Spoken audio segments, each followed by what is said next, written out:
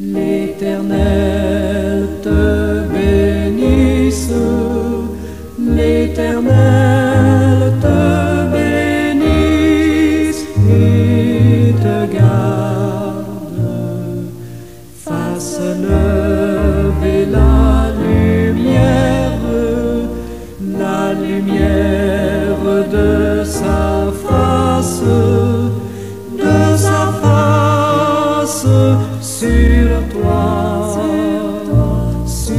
toi, use de grâce envers toi et te donne la paix, et te donne la paix.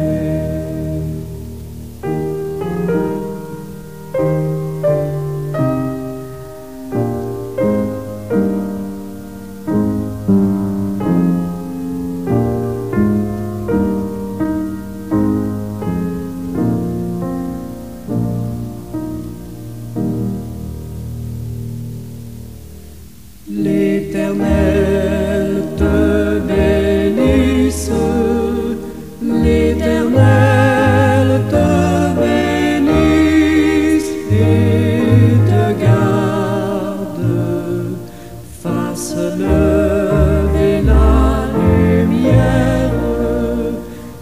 lumière de sa face sur toi,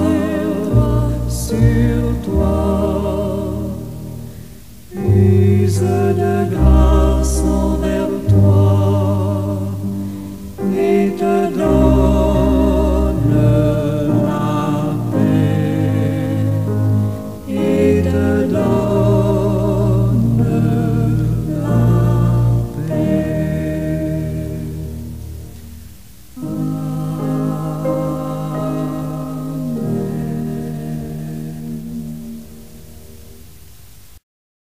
Bien-aimés de Dieu et amis de partout, bonjour, bon matin, que la paix et la grâce de Dieu soient avec nous tous. Dans cette capsule que je titre « Comment Jésus s'occupe-t-il des gens ?», j'explore les différentes manières dont le Seigneur interagissait et s'occupait des gens pendant son ministère terrestre. Il mettait en évidence son amour, sa compassion, son enseignement et son pouvoir de guérison. J'examine des exemples spécifiques tirés des évangiles pour illustrer comment Jésus répondait aux besoins physiques, aux besoins émotionnels et spirituels de ceux et celles qu'il rencontrait. Prions Dieu. Seigneur Jésus, je m'agenouille devant ton saint trône avec un cœur ouvert et humble. Je reconnais que je ne peux pas porter mes fardeaux. Non, je ne peux pas les porter tout seul. Je te les confie, Seigneur, et je te confie mes inquiétudes, mes peurs et mes doutes. Prends soin, Seigneur, de moi, je t'en supplie. Dans les moments d'incertitude, aide-moi à me rappeler que tu es toujours présent. Accorde-moi la paix dans mon esprit et dans mon cœur. Je m'abandonne à ta volonté, sachant que tu as un plan pour ma vie. Que chaque jour soit guidé par ta lumière et ton amour. Merci Seigneur pour ta grâce infinie et pour le sacrifice que tu as fait pour moi. Je m'engage à te suivre et à faire confiance à ta direction. J'en profite, ô Dieu, pour t'adresser un mot spécial en faveur du petit Benjamin Hippolyte. Oui, Père, merci d'ailleurs d'avoir donné naissance à cet enfant. Merci de lui permettre de sortir vivant de son sein maternel. Merci, Seigneur, pour les miracles, Seigneur, qui ont été opérés autour de lui. Mais papa, les parents, tout comme moi, s'attendent à ce que, oh Dieu, cet enfant puisse voler de ses propres ailes. Accorde donc ta grâce, ô Dieu, à cet enfant et aussi à Jemima et à Jean-Paul, aussi bien aux membres de la famille et à toute la famille élargie dans l'Église. Fais grâce, fais miséricorde, ô Dieu, à cause du sang versé de Jésus-Christ.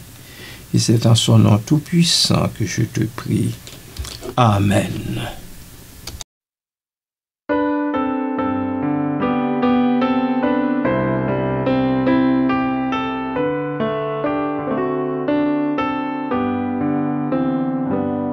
J'ai suivi Jésus dans la plaine, lorsqu'il guérissait tous les maux, qu'il brisait du péché la chaîne et soulageait tous les fardeaux, qu'il m'est doux de suivre sa trace en tout lieu, en tout lieu, en tout lieu, en tout lieu, en me dirigeant par sa grâce vers les cieux, vers les cieux, vers les cieux, vers les cieux. Je l'ai suivi sur la colline où je l'ai vu transfiguré et j'entendis la voix divine. C'est ici mon fils bien-aimé, qu'il m'est doux de suivre sa trace en tout lieu, en tout lieu, en tout lieu, en tout lieu, en me dirigeant par sa grâce vers les cieux, vers les cieux, vers les cieux, vers les cieux. Je l'ai suivi jusqu'au calvaire, injurié par mille voix. Il s'avançait vers l'adversaire, portant tout seul sa lourde croix. Qu'il m'est doux de suivre sa trace en tout lieu, en tout lieu, en tout lieu, en tout lieu, en me dirigeant par sa grâce vers les cieux, vers les cieux, vers les cieux, vers les cieux. Je le suivrai toute ma vie, où qu'il aille en triomphateur, jusqu'à la céleste patrie, où tout est paix, gloire et splendeur. Qu'il m'est doux de suivre sa trace en tout lieu, en tout lieu, en tout lieu, en tout lieu, en me dirigeant par sa grâce vers les cieux, vers les cieux, vers les cieux, vers les cieux.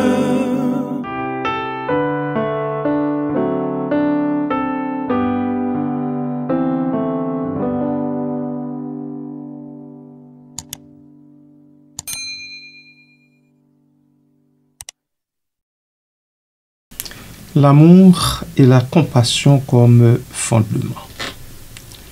L'amour et la compassion étaient au cœur de la manière dont Jésus s'occupait des gens. Il voyait au-delà des apparences et reconnaissait la valeur intrinsèque de chaque individu, indépendamment de son statut social, de son passé ou de ses infirmités. Compassion pour les foules. En Matthieu chapitre 9, verset 36, le Seigneur dit, « Voyant la foule, il fut ému de compassion pour elles, parce qu'elles étaient fatiguées et abattues, comme les brebis qui n'ont point de berger. C'est de cette façon dont l'évangéliste Matthieu a parlé de l'émotion du Seigneur face à la fatigue de ces brebis abattues. Cette compassion le motivait à enseigner, à guérir et à nourrir les foules. Amour pour les marginaux.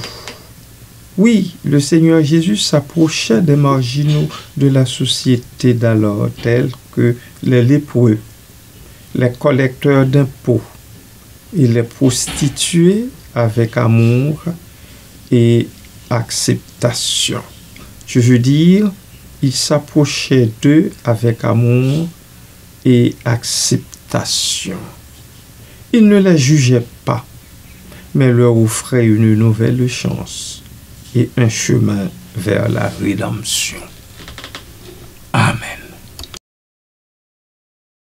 L'amour du Sauveur tel un vaste océan inonde mon cœur de son flot puissant. Il est doux et tendre, immense, infini, pour toujours me suffit. L'amour du Sauveur tel un vaste océan inonde mon cœur de son flot puissant. Il est doux et tendre, immense, infini, pour toujours me suffit. L'amour du Sauveur tel un vaste océan inonde mon cœur de son flot puissant. Il est doux et tendre, immense, infini, et pour toujours me suffit. Réponse aux besoins physiques. Jésus ne se contentait pas de prêcher, il agissait concrètement pour soulager la souffrance physique des gens. Prenons les guérisons miraculeuses. Les évangiles regorgent de récits de guérisons miraculeuses. Jésus guérissait les malades, les aveugles, les boiteux et les possédés. Sa guérison était une manifestation de sa puissance divine et de son amour pour l'humanité.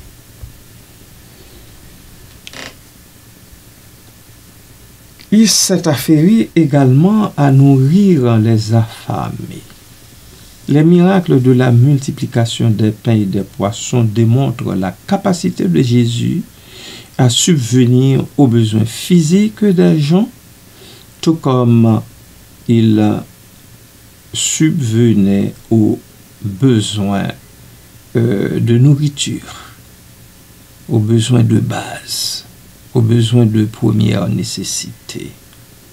Il ne voulait pas que les foules souffrent de la faim et il a agi pour les nourrir. Enseignement et guidance spirituelle. L'enseignement de Jésus était une partie essentielle de sa manière de prendre soin des gens. Il leur offrait une nouvelle perspective sur la vie, sur l'amour, sur le pardon et la relation avec Dieu. Prenons les paraboles. Jésus utilisait des paraboles pour illustrer des vérités spirituelles complexes de manière simple et accessible.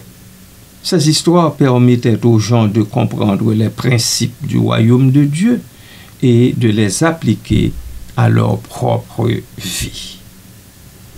Dans son sermon sur la montagne, le sermon entre Matthieu chapitre 5 et 7. Eh bien, ce sermon est un exemple éloquent de l'enseignement de Jésus.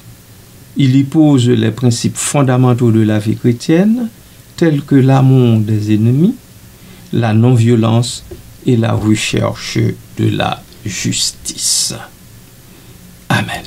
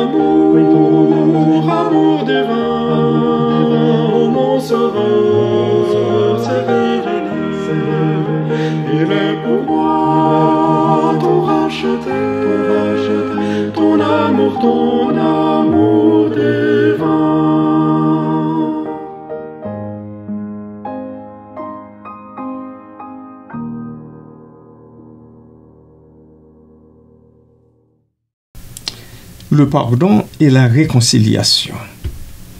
Jésus offrait le pardon et la réconciliation à ceux qui se repentaient de leurs péchés.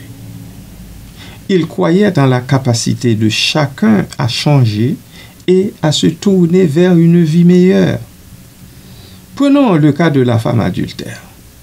L'histoire de cette femme dite adultère, selon Jean chapitre 8, versets 1 à 11, illustre la compassion et le pardon de Jésus. Il ne la condamne pas, mais l'encourage à ne plus pécher. De cette femme adultère, nous passons à Zachée. La rencontre de Jésus avec Zachée, un collecteur d'impôts corrompu, selon Luc chapitre 19, versets 1 à 10, conduit à la repentance et à la transformation de Zachée. Jésus ne lui avait rien dit dans le récit. pour que lui-même se déclare et dise, je suis prêt à donner le centuple, etc., à offrir, comment le texte a dit, je ne l'ai pas sous les yeux, aux pauvres. Jésus lui offre le pardon et l'accueille tout bonnement dans sa communauté. Maintenant, l'importance de la relation personnelle. Jésus établissait des relations personnelles avec les gens. Il passait du temps avec eux, les écoutait et répondait à leurs besoins individuels.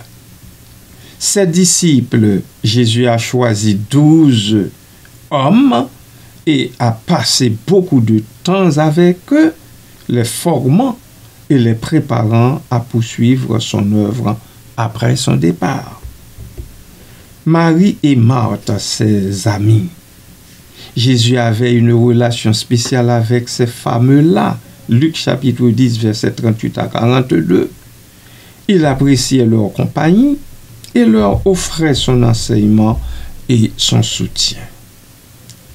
Bref, le Seigneur Jésus s'occupait des gens de manière holistique en répondant à leurs besoins physiques, émotionnels et spirituels. Son amour, sa compassion, son enseignement et son pouvoir de guérison étaient des outils qu'il utilisait pour transformer des vies et offrir l'espoir à ceux qui étaient dans le besoin. Son exemple continue d'inspirer les chrétiens à prendre soin des autres de la même manière. Voilà pourquoi, bien-aimés de Dieu, parlons-nous souvent de l'aide aux nécessiteux, des besoins de l'humain. Et nous essayons de toutes nos forces de répondre à ces choses-là. Que donc Dieu vous en fasse la grâce, à vous aussi. Amen.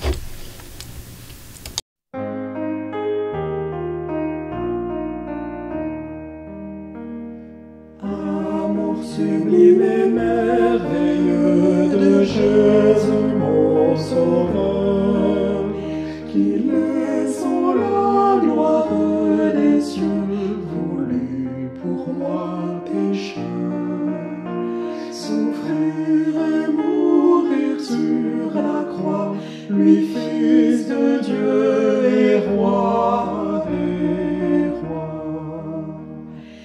Oh, quel amour, quel insondable amour, le Fils de Dieu mourut pour moi. Mais quel merveilleux amour de Jésus sur la croix, aussi vaste que l'océan, plus profond que l'immeuble, oui, plus haut que l'azur des cieux.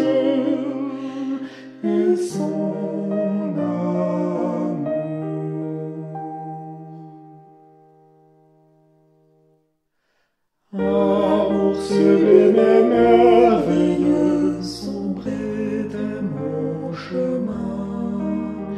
Je vivais triste et malheureux, conduit par le malin. Mais un nouveau jour s'est levé depuis que Jésus m'a sauvé. Oh, quel amour, quel insondable amour, le Fils de Dieu pour moi. Merveilleux amour de Jésus sur la croix, aussi vaste que l'océan, plus profond que les mers, plus haut que l'azur des cieux, et son amour.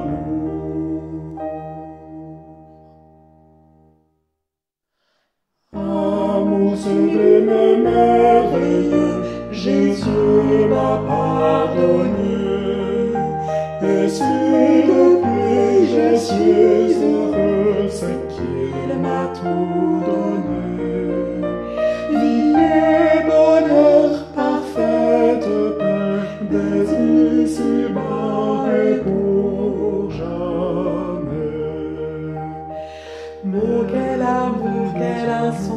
l'amour de Dieu pour moi. Merveilleux amour de Jésus sur la croix, aussi vaste que l'océan, plus profond que les mers, plus haut que l'azur des cieux, et son amour.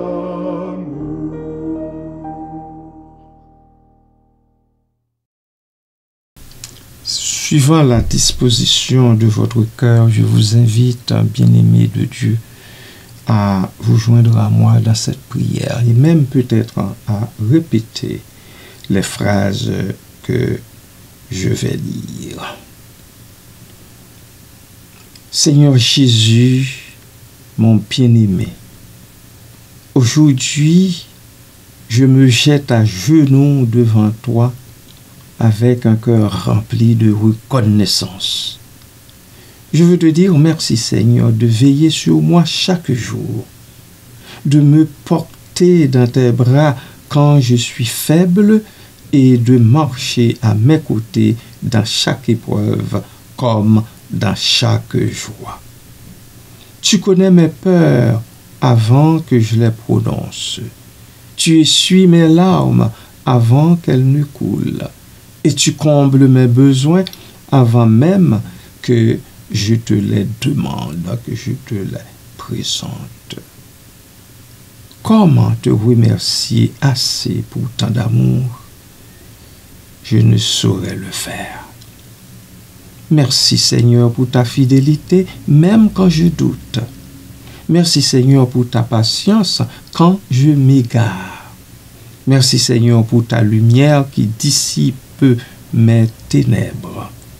Chaque souffle que tu me donnes est un cadeau. Chaque matin, une nouvelle preuve de ta miséricorde. Prends ma vie, Seigneur, et fais-en ce qui te plaît, je t'en supplie. Que mes paroles, mes actes et mes pensées soient un chant de louange à ta gloire. Aide-moi, ô Dieu, à te faire confiance davantage, à te chercher en tout et à rayonner ton amour autour de moi. Je te confie mes joies d'aujourd'hui, mes soucis de demain et mes rêves les plus profonds. Tu es mon berger, mon roi, mon sauveur. Je me repose en toi et en toi seul. Que ton nom soit béni, maintenant et pour l'éternité. Amen.